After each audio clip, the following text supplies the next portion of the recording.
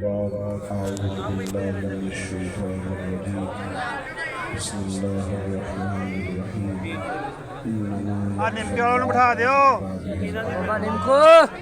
صدق الله العظيم إن الله وملائكته يصلون على النبي يا أيها الذين آمنوا صلوا عليه وسلموا تسليما الصلاة والسلام عليك يا سيدي يا رسول الله سارے دوست روشن کریے الصلاة والسلام عليك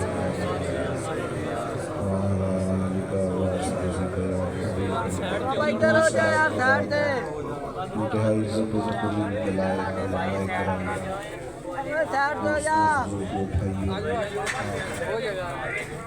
سرشان سے اس جلسہ کی ساری کاروائی کو دیر درشن رہے ہیں ادارہ حاضہ کے طلباء جو اپنی تعلیمی سفر کی تکمیل کر رہے ہیں حضرت مولانا مفتی صدیق احمد صاحب اللہ کی اس میں شدید محمد شامل ہیں اللہ تعالیٰ ان کو اس کا بہترین صلہ عطا فرمائے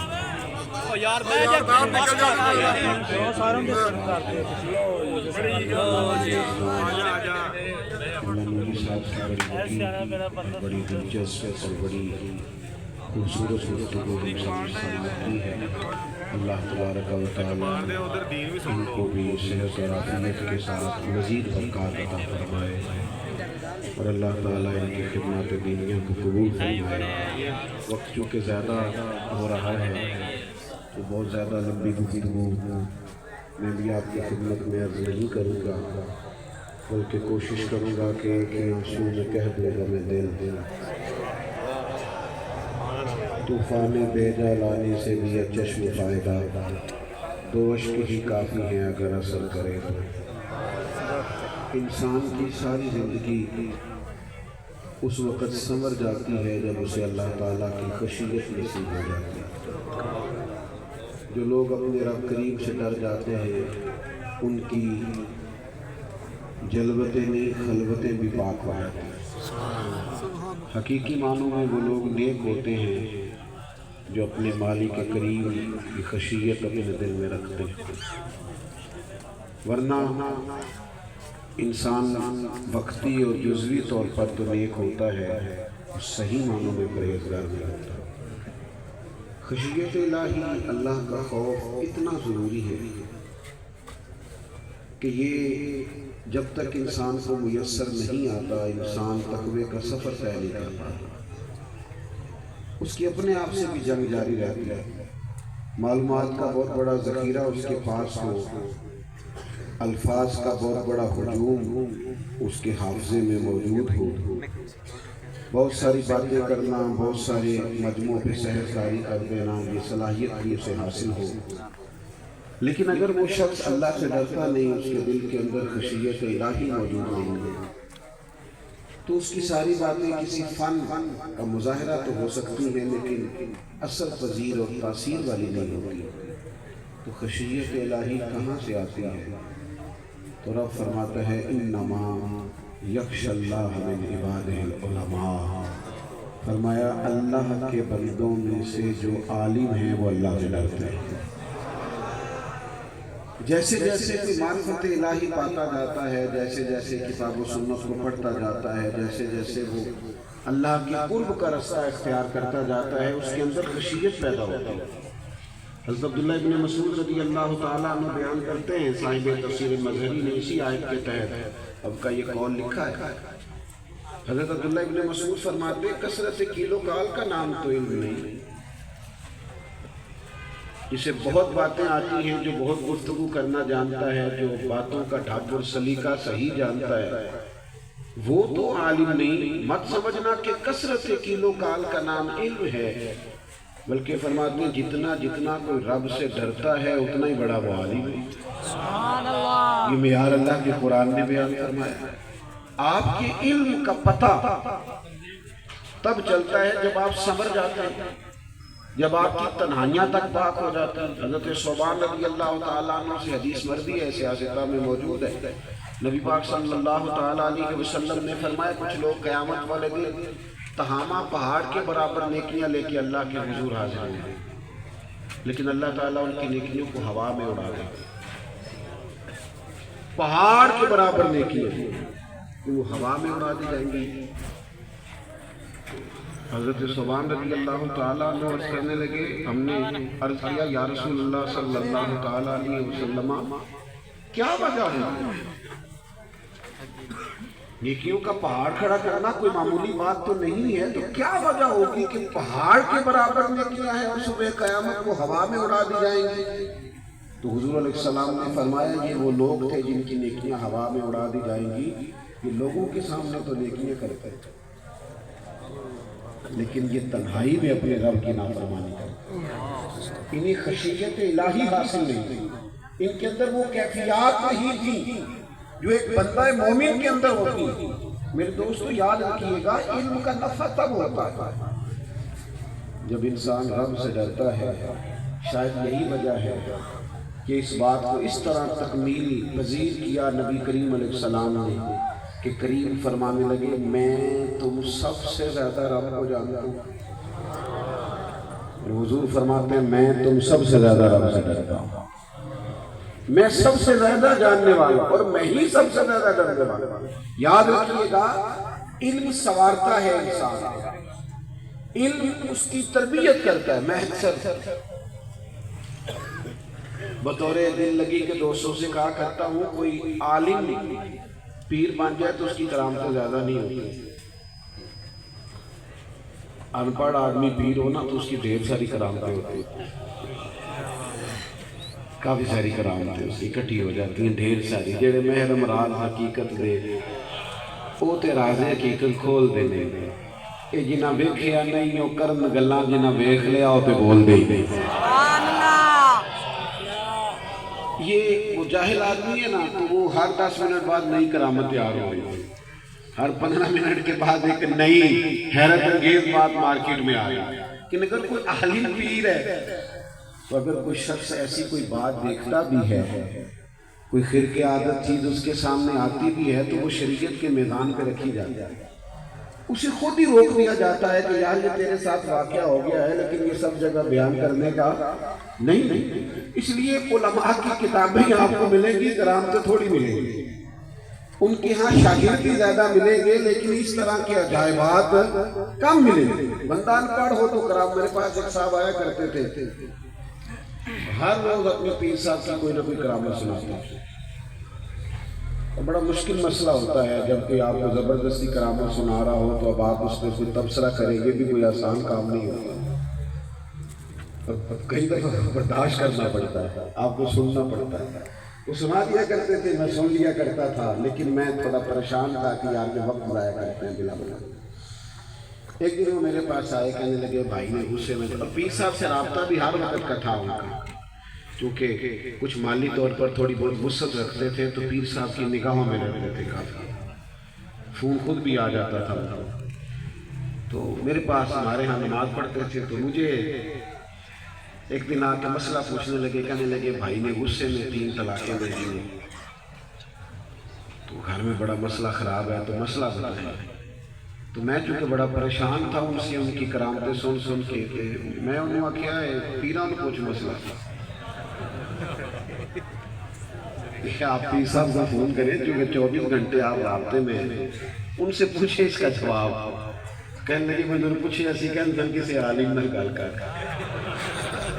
میں نے کہا حد ہو گئی ہے، کرامتیں روز پیر صاحب کی ہوں اور سنیں بھی روزانہ ہم، اور مسئلہ بڑا سادہ سا عام فہم بھی ہو تو پھر بھی پیر صاحب نہ بتائیں۔ تو میں نے کہا انہیں کہو نظر ولایت سے کوئی کتاب دیکھ لیں، کسی رنگ میں دیکھ لیں، خدا را علم کی طرف شغف، ساری زندگی جس نے حدیث پڑھائی ہے یار، اگر وہ ولی نہیں ہے تو پھر کون ولی ہے؟ ساری زندگی جس نے تفسیر قرآن کا درس دیا ہے، اگر اس پر معرفت کے جلوے نہیں آئے تو کس پر آئے ہیں؟ میں ذمہ داری سے کہتا ہوں یہ علماء شریف لوگ ہیں، شریف النفس لوگ ہیں، سارا دن بیٹھ کے پڑھنا پڑھانا کوئی آسان کام نہیں ہے، یہ طلباء کے ساتھ وقت بتانا یہ جگر پگھلا دینے والا کام ہے۔ یہ کبھی بیٹھو آپ کو اندازہ ہو ان لوگوں کی کیفیات کیا ہیں، اور یہاں پہ نقد و نقد بھی کچھ نہیں ہے۔ طالب علم مجھ سے ناراض نہ ہو جائیں، سارے طالب علموں کو پڑھانے کے بعد آپ یہ بھی توقع نہیں کر سکتے کہ سارے آپ کی بات بھی مانیں گے، یہ بھی توقع نہیں کر سکتے۔ ان کی ترجیحات بھی اپنی اپنی ہوتی ہیں، ان کے خیالات بھی اپنے اپنے ہوتے ہیں۔ تو میرے عزیز، یہ فروغ علم، یہ ترویج دین، یہ لوگوں کو دین کا پیغام پہنچانا، میں آپ کی خدمت میں عرض کروں، ایک مہینہ پہلے لوگ کپڑوں کا آرڈر دیتے ہیں جو شادی کے دولہا دلہن نے پہننا، اور 6 مہینے سال پہلے فرنیچر کا کہا جاتا ہے کہ شادی آ گئی ہے بچے کی تو یہ بنوانا ہے۔ لیکن ان کا جو رشتہ ہے نا، وہ کپڑوں سے اور لکڑیوں سے نہیں جڑتا، وہ رشتہ اخلاق سے، محبت سے، خلوص سے جڑتا ہے۔ اگر صرف انہیں 8 دن پہلے لا کے لڑکے اور لڑکی کو کسی معلمہ کے پاس، لڑکے کو کسی عالم کے پاس بٹھا کے نکاح اور طلاق کے مسئلے سمجھائے جائے، آپ یقین کریں وہ جو جذبات میں آ کے طلاق دے دیتے اور بعد میں کوئی حل نہیں نکلتا، آپ انہیں اگر علم کے رستے پہ لگائیں اور پہلے مسائل سکھائیں تو بہت سارے گھر ٹوٹنے سے بچ جائیں، بہت سارے گھر بکھرنے سے بچ جائیں، لیکن انہیں پتہ ہی نہیں ہوتا۔ اور پھر ایک اور بات بھی، اگر حقوق زوجین پر کچھ تھوڑا بہت انہیں پڑھا دیا جائے، سکھا دیا جائے، سمجھا دیا جائے، کسی عالم سے انہیں سنا دیا جائے، دین کا علم اتنا نورانی ہوتا ہے کہ بندہ عمل کرے نہ کرے، لیکن جب وہ اس نے اگر بات سیکھی ہوئی ہو نا، تو جب وہ بات اس کے سامنے آتی ہے اسے یاد ضرور آتا ہے کہ میں نے پڑھا ہے۔ ایک دفعہ اس کے حاشیہ خیال سے وہ باتیں ٹکراتی ہیں کہ یہ میں نے فلاں مولانا سے جمعے میں یہ مسئلہ سنا تھا، اس کے تصورات سے بات ضرور ٹکراتی ہے۔ اپنے دل کے اندر شوق پیدا کریں، شوق، طلب پیدا کریں۔ میں آپ کی خدمت میں عرض کروں، اعلیٰ حضرت بریلوی رحمۃ اللہ تعالیٰ علیہ سے جب کسی نے پوچھا تھا نا کہ علم کے ذرائع کیا ہیں، تو آپ نے فرمایا ایک تو باقاعدہ یہ طریقہ ہے نا، آپ کسی عالم کے پاس بیٹھے اور مروجہ علوم سارے پڑھے اور باقاعدہ اس کا درس لیں، اور فرمایا ایک علم حاصل کرنے کا طریقہ صحبت علماء بھی ہے۔ آپ علماء کے پاس بیٹھے تھے، دیکھیں میری طبیعت نہیں ہے اور میرا خیال ہے شاید مجھے ضرورت بھی نہیں ہے، لیکن ابھی جو گفتگو ہو رہی تھی نا، میں اس سے اس لیے معذور ہو رہا تھا کہ بعض چیزیں ایسی ہیں جو ناپید ہیں، اب اس طرح سے میسر نہیں ہے، اور بعض یعنی میں چونکہ بڑا کٹر قسم کا حنفی ہوں اور اس پر بڑا اللہ کے فضل سے ناز رکھتا ہوں، تو جیسے جیسے وہ باتیں ہو رہی تھی ایسا لگ رہا تھا جیسے وہ دل میں نا خوشیوں اور بہاروں کی کوئی بات ہو گئی، جیسے وہ تذکرے چھن چھن کے آ رہے ہیں اور جیسے کوئی میری بات کر رہا ہے، ہم سے کوئی محب کلام ہے اور ہمارے لیے کوئی خوشی کی باتیں ڈھونڈ ڈھونڈ کے لا رہا ہے۔ یہ جب آپ اس رستے کے آپ یقین کریں کہ کہیں دور بیٹھ کر بھی امام اعظم کی بات کرتا ہے تو دل کو ٹھنڈک پہنچتی ہے، ایسے محسوس ہوتا ہے کہ جیسے میرے قبیلے کی بات چڑھ گئی، جیسے ہماری باتیں ہونے لگ گئی ہیں، ہمارے خاندان کا تذکرہ ہونا۔ یہ آپ جب علم کے رستے پہ چلیں گے نا تو ذوق آئے گا۔ یہاں نا لوگوں کو مختلف شوق ہوتے ہیں، جب ہم طالب علم تھے تو کچھ لوگوں کو سکے جمع کرنے کا شوق تھا، کچھ لوگوں کو مختلف ممالک کے سکے جمع کرنے کا شوق تھا، کسی کو کچھ شوق تھا، کسی کو کچھ شوق تھا۔ اب چلو حالات بدل گئے ہیں، اب لوگوں کو ویڈیو بنانے کا شوق ہے، ناراض ہونے لگتا ہے، اب فوٹو بنانے کا شوق ہے، اب بڑے بڑے سیانے بندے وزادار بھی، مطلب جن سے توقع نہیں رکھی جاتی، وہ بھی کہہ رہے ہیں ایک سیلفی ہو جائے۔ تو میں کہا کرتا ہوں یار پہلے تو سنا تھا لوگ علماء اور مشائخ سے دعائیں لیتے ہیں، اب آپ سیلفیوں کے چکر میں پڑ گئے۔ تو یہ کوئی ایسا پسندیدہ عمل نہیں ہے، کوئی مزیدار مسئلہ نہیں، شوق بدل گیا۔ اسی طرح کا شوق ہوتا تھا لوگوں کے دلوں میں، وہ تڑپتے تھے۔ اب تو ہمارے پاس کتابیں چھپی ہوئی موجود ہیں نا، پہلے لوگ گھروں سے نکلتے تھے، سالوں کا سفر کرتے تھے، کسی عالم کو ڈھونڈتے تھے اور پوچھتے تھے کہ سنا ہے تیرے پاس حضور کی چند احادیث موجود ہیں۔ ذرا آپ اس جذبے کو دیکھیے نا، بندہ گھر سے نکلے، مشقت کرے، محنت کرے، رستوں میں وہ راستے کی تکالیف اٹھائے، اور ڈھونڈے کسی عالم کو. آپ دیکھیے نا اسی بخاری میں روایت ہے نا، حضرت قسیم بن قیس کہتے ہیں ہم دمشق کی جامع مسجد میں بیٹھے تھے، ایک آدمی مدینہ منورہ سے آیا اور آ کے کہنے لگا مجھے کوئی اور کام نہیں تھا، صرف اس لیے آیا ہوں کہ تمہارے پاس رسول اللہ کی حدیث ہے. سبحان میں اللہ. اپنے نبی کا وہ فرمان سننے آیا. یہ چسکا کبھی لگ جائے گا، یہ ذائقہ کبھی بیدار ہو جائے گا.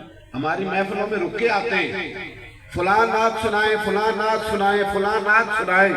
یہ ذائقہ کبھی لگ جائے آپ کو تو آپ بول کے کہیں کہ بخاری کے فلاں باب کی چند روایتیں تو پڑھیں. یہ ذائقہ کبھی آپ کو لگ جائے تو آپ کہیں کہ دل کرتا ہے شمائل ترمذی کا فلاں باب تو ذرا چھیڑ دیں. آپ انداز یہ اگر ذائقہ لگ جائے. حضرت شاہ بقی الدین ابن مخلد کہتے ہیں میرے دل میں تڑپ پیدا ہو گئی تھی کہ مجھے دین کا علم پڑھنا ہے اور حضور کی احادیث کا سماع کرنا. تو میرے اندر نا طلب بڑی تھی، یعنی یہ جو طلب ہوتی ہے نا، پانی لوڑ نہیں ہڑا نو راہ برا نہیں، یہ مطلب نشے مختلف ہوتے ہیں نا، یہ بھی کبھی لگ جائے نا یہ بڑا مزیدار ہے. فرماتے ہیں وہ میرے اندر تڑپ لگ گئی تھی کہ مجھے سرکار کی احادیث. تو میں اپنے استاد سے بار بار سوال کرتا.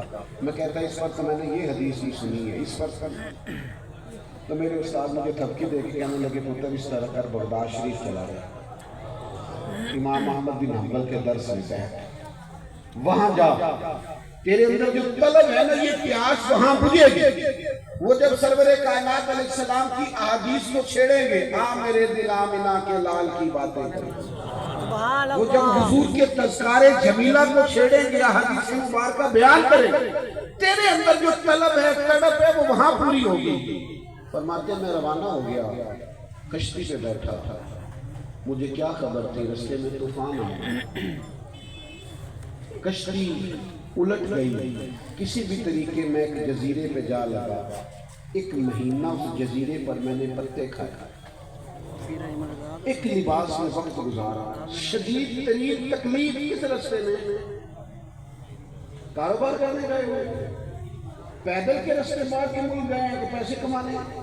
طلب دین میں وہ جو آج لوگ داستانیں سناتے ہیں نا کہ میں نے بڑے دکھ دیکھے اور بڑی پریشانیاں دیکھی اور بڑی رستے کی مجھے تکالیف دیکھی، تو بھائی نہیں یہ کام ان لوگوں نے نبی پاک علیہ السلام کا دین سیکھنے کے لیے کیا. فرماتے میں 1 مہینہ اس جزیرے پہ رہا، پھر اچانک ایک کشتی وہاں سے گزری اور میں نے ہاتھ ہلایا تو مجھے انہوں نے کسی طریقے کنارے لگ کے ساتھ بٹھایا. بغداد شریف تو میں پہنچ گیا، پر وہاں میں نے بدلے ہوئے حالات دیکھے. وہاں تو امام احمد بن حنبل کو ان کے گھر میں قید کر دیا گیا. وہاں تو کوئی صورت ہی نہیں ہے ان سے ملاقات.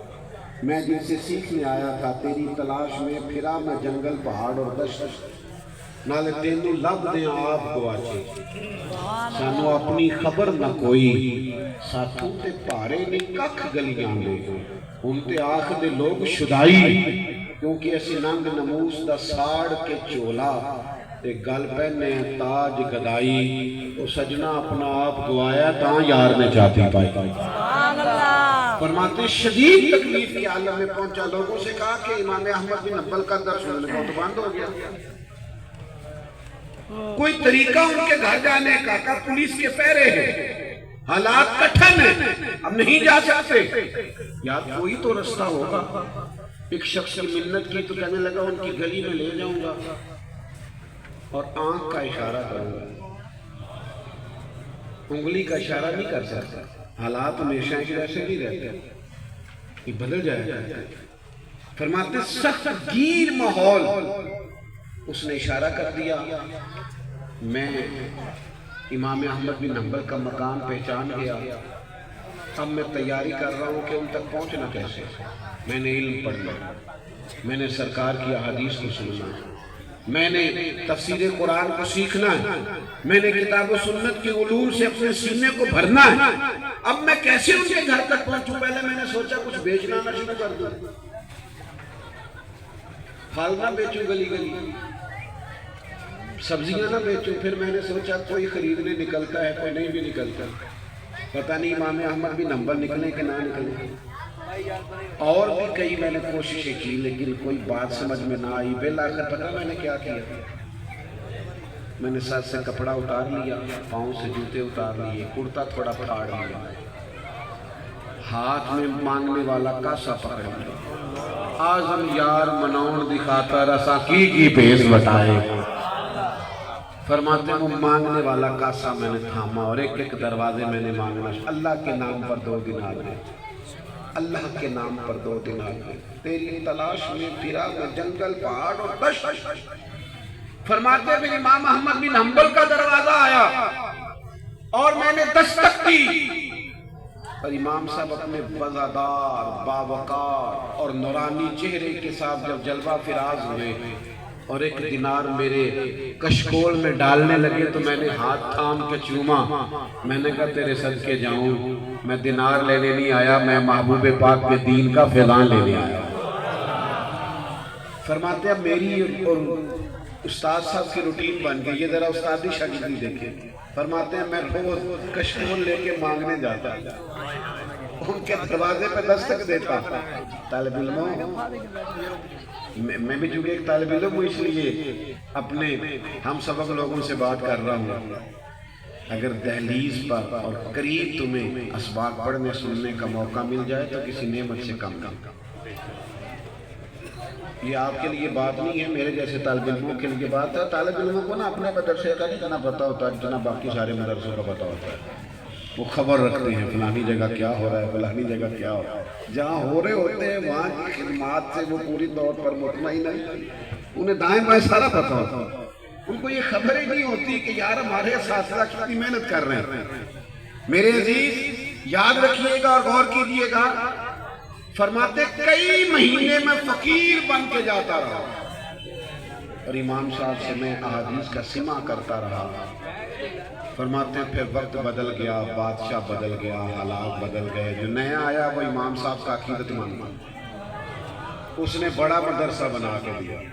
امام صاحب مسند تدریس پہ جلوہ فراز ہوئے، فرمانے لگے جب وہ مسند تدریس پہ بیٹھ گئے ہم نے بھی کپڑے بدل لیے، ہم نے بھی پگڑی باندھ لی، اور فرماتے ہیں پہلے دن جب میں مدرسے میں حاضر ہوا تو امام احمد بن حنبل اٹھ کے کھڑے ہوئے اور مجھے سینے سے لگا کے ماتھا چوما، فرمایا پڑھایا تو بڑا ہے پر تجھے پڑھانا یاد رہے۔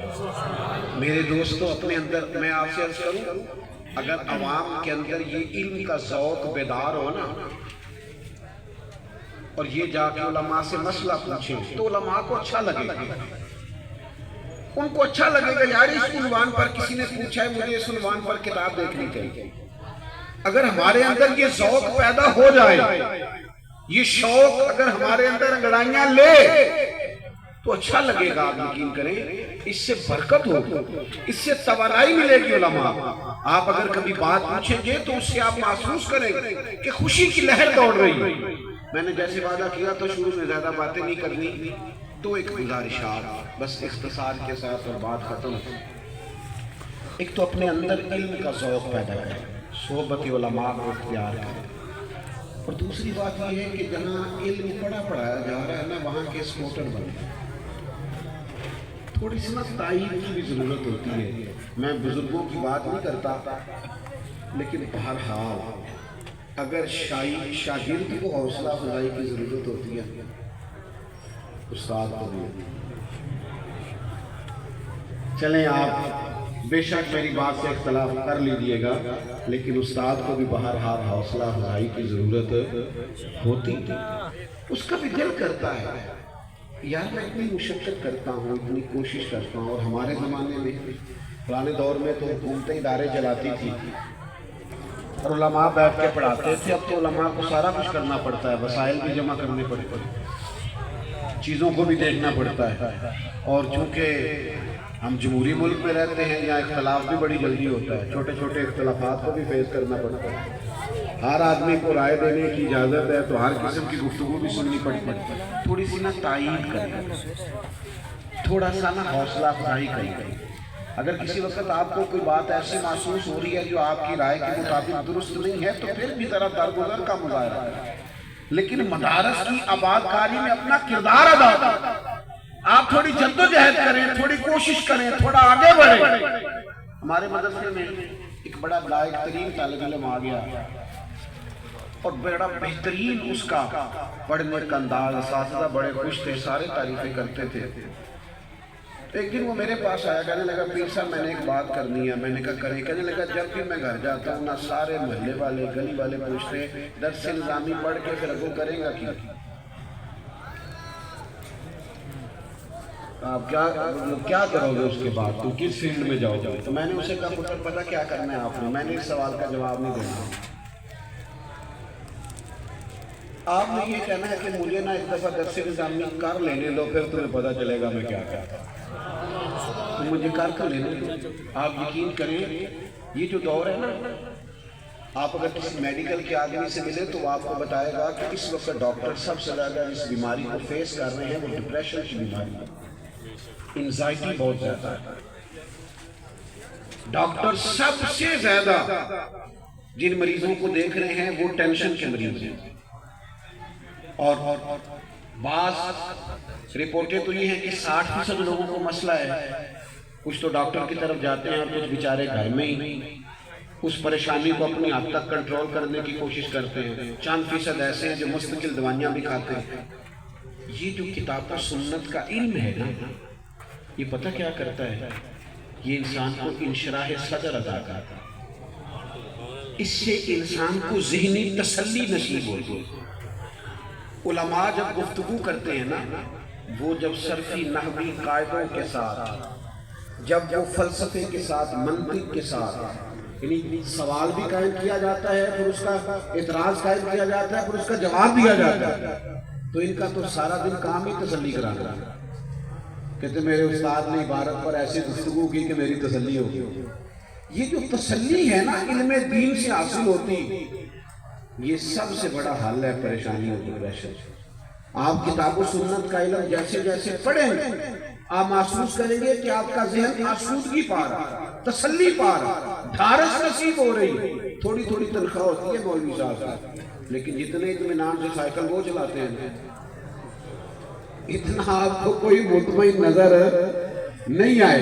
بڑی تھوڑی سی فیس پر ہم نے گھر میں قاری صاحب بلائے ہوتے ہیں بچوں کو پڑھانے کے لیے، لیکن جتنی پریشانی میں ہم ان کے سامنے سے آتے جاتے، اتنی پریشانی انہیں حاصل، اگرچہ تنخواہ قلیل ہے، لیکن کتاب و سنت کا علم کیا کرتا ہے؟ انشراح صدر کرتا ہے، آپ کے دل کو تسلی دے گا، ڈھارس آپ کی طبیعت میں پیدا ہوتا ہے۔ میری آپ سے گزارش ہے کہ آپ تھوڑی تائید کریں، تھوڑا ان مدارس کے ساتھ چلتے ہیں، تھوڑا سا آگے بڑھیں اور تھوڑی ڈیوٹی کریں۔ ایک بات اس سے متعلقہ ہی اور کر کے اپنی بات کو سمیٹتا ہوں۔ ایک تو یہ نا کہ یہ میں اپنا بچہ لے کے آیا ہوں، تو میرا یہ بچہ جو ہے نا یہ آپ رکھ لیں، اس کو قرآن مجید حفظ کرا دیں، یہ میری بخشش کا ذریعہ بن جائے۔ یہ جب لوگ داخل کرانے کے لیے آتے ہیں نا بچوں کو، تو یہ عام بات کرتے ہیں، کہتے ہیں یہ بچہ آپ لے لیں، اس کو پڑھائیں گے، دین کا عالم بن جائے گا اور ہماری بخشش کا بھی کوئی ذریعہ بنے گا۔ یہ سوچ بالکل اچھی ہے، بہت عمدہ سوچ ہے، لیکن میں اس 40 سال کے والد سے اور 45 سال کے والد سے پوچھتا ہوں کہ بھائی ابھی تو آپ خود جوان ہیں، ابھی تو آپ خود ماشاءاللہ سے صحت مند ہیں، آپ کے ذہنی قوا مضبوط ہیں، اعصاب مضبوط ہیں، آپ نے بچے پر جو انحصار کر لیا ہے کہ یہ آپ کی بخشش کا سبب بنے گا، آپ خود کیوں نہیں دین کا علم حاصل کریں؟ آپ اس استاد کے ساتھ خود وابستہ کیوں نہیں ہوتے؟ آپ رات کو خود کیوں نہیں بیٹھتے تھوڑی دیر؟ آپ خود علماء کا قرب کیوں نہیں حاصل کرتے؟ آپ اس مدرسے میں آپ کا بچہ جاتا ہے، سب سے پہلے تو لائق بچوں کو داخل کرائیں مدارس، اور پھر خود کوشش کریں آپ علم کی رغبت حاصل کرنے کی، آپ ترجمہ اور تفسیر کے ساتھ قرآن مجید کو شروع کریں، ساتھ کسی عالم سے رابطہ رکھیں، جہاں آپ کو مشکل محسوس ہو وہاں آپ رہنمائی حاصل کریں، اور آپ کتاب و سنت کے علوم کو کسی استاد کی نگرانی میں پورے طور پر حاصل کریں، مدارس سے جڑیں، علماء سے جڑیں، اپنی ساری محبت خلوص آپ علماء کے ساتھ وابستہ کریں۔ میں آپ کی خدمت میں کوئی ایسی بات نہیں عرض کرنا چاہتا جس سے آپ محسوس کریں کہ میں کسی مبالغہ رائی کی طرف جا رہا ہوں۔ میرے بھائیوں، جس آزمائش کی طرف دنیا کے حالات جا رہے ہیں، اور جس پریشانی کی طرف امت اس وقت بڑھ رہی ہے، اس میں دین کے ساتھ جڑنا، کتاب و سنت کے ساتھ جڑنا، مدارس کے ساتھ جڑنا بڑا ہی ضروری ہوگا۔ آپ کبھی غور کریں کہ صرف 20 لاکھ کا ملک ہے اسرائیل اور 2.25 ارب مسلمان۔ تھوڑی دیر کے لیے غور کرنا، 20 لاکھ اور 250 کروڑ، اتنی بڑی تعداد مسلمانوں کی۔ علماء اپنی اپنی مسجدوں سے باہر نکلتے ہیں، علماء ہی نعرہ لگاتے ہیں، علماء ہی جہاد کی بات کرتے ہیں، علماء ہی اتحاد امت کی بات کرتے ہیں، علماء ہی کہتے ہیں کہ اٹھو غزہ کے مسلمانوں کے ساتھ کھڑے ہو جاؤ۔ یہ باقیوں کو شعور کیوں نہیں ملتا؟ لوگ اپنے لیڈروں کے لیے تو بڑے مقابلے ہوتے ہیں، بڑے بڑے جلوس نکالتے ہیں، لیکن فلسطین کے حق میں کیوں کسی کو کچھ یاد نہیں آتا؟ اچھی طرح سمجھ لو کہ یہ دین ہی ہے جو سینے میں روشنی پیدا کرتا ہے۔ ابھی تک پوری دنیا کے اندر اب تو غیر مسلموں نے بھی احتجاج کیا ہے، اب تو برطانیہ کی یونیورسٹیوں میں بھی طلباء نے احتجاج کیا ہے کہ اتنا ظلم تو کہیں نہیں ہوتا جتنا غزہ میں ہوتا ہے۔ لیکن ہمارے ہاں وہ لوگ جو جدید تعلیم سے آراستہ ہیں اور جن کا خیال ہے کہ ہم بڑی انسانی حقوق کی بات کرتے ہیں، ان کا حال یہ ہے کہ وہ کسی سیاسی جماعت سے وابستہ ہوں تو پھر تو ان کے پاس بڑے منصوبے ہیں، بڑے پلان ہیں، یہ ہمارا پلان نمبر A ہے اور یہ B ہے اور یہ C ہے، یہ تو انہیں سارا آتا ہے، لیکن ان مظلوموں کے لیے آواز اٹھانے کی کسی کو بھی جرت اور ہمت حاصل ہے؟ پھر بھی کون لوگ میدانوں میں آتے ہیں؟ وہی لوگ آتے ہیں جن کی تنخواہیں بھی تھوڑی ہیں، جن کو سوسائٹی میں کوئی بااثر طبقہ بھی نہیں سمجھا جاتا، لیکن یہ لوگ میدانوں میں نکلتے ہیں، احتجاج ریکارڈ کراتے ہیں، جمعوں میں روتے ہیں تو سسکیاں بندھی ہوئی ان لوگوں کی نظر آتی ہیں۔ دین کا علم ہے جو انسان کے اندر وہ سارا نور پیدا کرتا ہے، کیونکہ ان لوگوں نے وہ حدیث پڑھی ہے جس میں نبی پاک علیہ السلام نے فرمایا میری امت ایک جسم کی مانند ہے، جسم کے ایک حصے کو تکلیف ہوتی ہے تو سارا اذیت میں آ جاتا ہے۔ تو بھائیوں، کتاب و سنت کے علم سے جڑے، اس کا شوق پیدا کرے، جہاں جہاں اس علم کے فروغ کا کام ہو رہا ہے وہاں کے لیے تائید کریں، آپ حوصلہ افزائی کریں، کوشش کریں کہ جس حد تک ممکن ہو سکے خود بھی دین کے طالب علم بنے، خود بھی آپ وابستہ ہوں کتاب و سنت کے ساتھ۔ یہ آپ کو ذہنی سکون عطا کرے گا، یہ دل میں خشیت الہی پیدا کرے گا، یہ انسان کو کل وقتی نیک بنائے گا، یہ کتاب و سنت کا علم بہت سارے گھر ٹوٹنے سے بچائے گا۔ اس کی نورانی شعائیں جب نکلیں گی تو ہر طرف نورانیت اور روشنی ہوگی۔ میں ایک دفعہ پھر مفتی صاحب کو اور ان کے معاونین کو مبارکباد بھی پیش کرتا ہوں اور دعا بھی کرتا ہوں کہ اللہ تعالیٰ انہیں مزید توفیقات عطا فرمائے۔ وما علینا الا البلاغ۔